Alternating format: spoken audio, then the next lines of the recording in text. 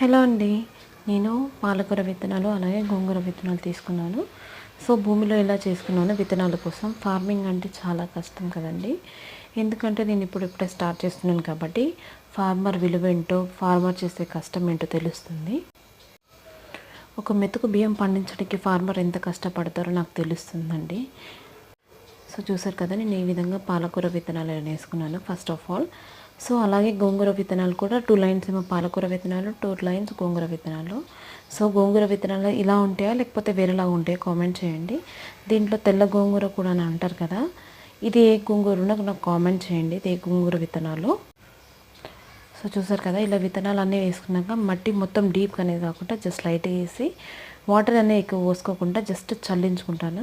So చూసారు కదండి, మిరపకాయ చెట్టు చూసారు కదా, ఈ విధంగా వచ్చాయి మాకు మిరపకాయలు. సో ఇప్పుడైతే హార్వెస్ట్ చేయను. హార్వెస్ట్ చేసే ముందు మీకు వీడియో తీస్తాను. సో ఇది వచ్చేసి మా